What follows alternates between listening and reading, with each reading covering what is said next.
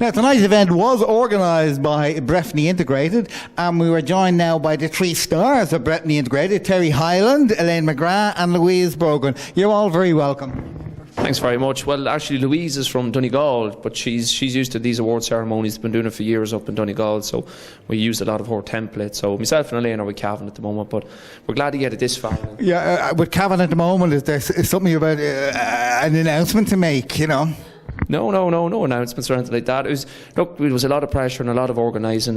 Brilliant night, I have to say. Absolutely brilliant night. It was a great night, and it was all about the 21 nominees tonight, and it was about showcasing their achievements. And we just took a back seat, because at the end of the day, it's those that took the risk to make the next step to go into business, and they take all the steps. We're just here to facilitate and offer advice and guidance where we can, but it's the 21 people out there tonight that deserve all the credit. What was the criteria that A, got you to the 21, and B, got you to the top three? Well, 7 local development companies got involved in the process from 6 counties: Cavan, Monaghan, Louth, Leitrim, Donegal and Sligo. I don't think I've left anyone. Inishowen, Peninsula as well. And each of those held their own local competitions. And from that, each of those companies selected 3 winners to be forwarded to the award ceremony tonight. And that's where we derived our 21 nominees tonight. And again, to win locally, Louise, we might start with you. What was the criteria to win for Donegal? What were we looking for? I think in every case we're looking for, it's where they've come from, where they are now. Some cases was the level of employment they've created, level of turnover, and just their overall story that they had to tell. Everybody was scored under the same questions. And the judges, as we said, didn't even know who won, because they just put their own independent scores down, and then it was calculated out, and it was a very fair and democratic process. A huge range. It had everything from flight simulators, which won, to crashes, Well, everything happens in Donegal. Anything that doesn't happen in Cavan happens in Donegal. I've heard of that. No answer to that, Terry, is there? No answer whatsoever. Our day will come. Employment. Did anyone do a tot-up of the top 20 of how many jobs you took? I was reading the bios. Some of them had created 40, 50 jobs. Yeah, there was certainly up on 100 jobs. And can I just say, I think Terry has some relations in Donegal, because I noticed quite a few red-haired people around the place tonight. A lot of good-looking people there tonight, yeah.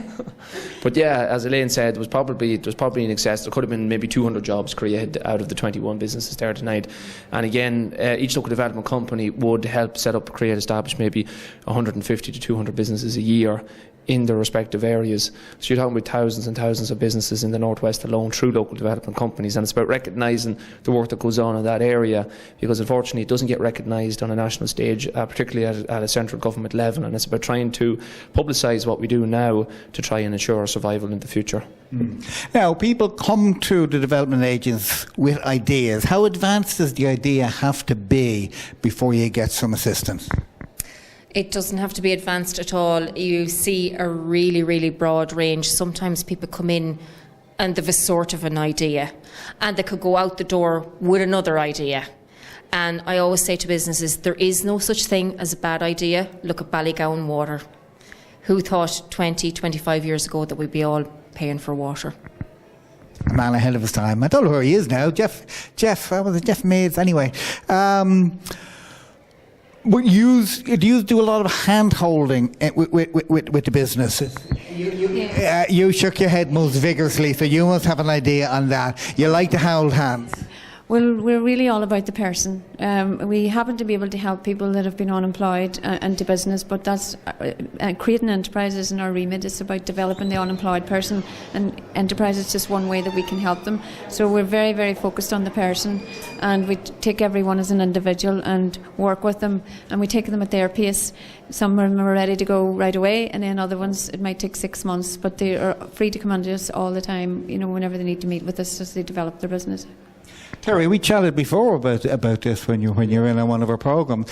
And do you still have to be on the dole or on welfare for? Is it still 12 months? There are 2 schemes available to people who are in receipt of a social welfare payment. One is a short-term scheme for people who are on job seekers benefit payments, and there is a longer scheme. It's a 2-year scheme for people who are on social welfare for in excess of 12 months and in receipt of a payment like job seekers allowance or one parent family payment, or farm assist, or any other means tested payment. But is it still 12 months? It's still 12 months if you're on a means-tested payment, but you can access a shorter scheme if you're in receipt of your job seekers benefit payment, also known as stamps. Because again, one of the points we brought up when we were chatting the last time is that after 12 months, often the fight to create a business is nearly knocked out of you. Yeah, unfortunately, government policy is what sets our rules and regulations. We'd love to be able to put people onto schemes when they're at the most motivated stage, which is usually when they've initially lost their jobs and they are looking and they're aggressive to do something, and maybe they have some form of redundancy payment as well to help them with start-up capital. Unfortunately, government policy only considers people to be a priority on a social welfare payment when they've reached that 12 months stage, and unfortunately it's government policy that sets the tone for what we can provide.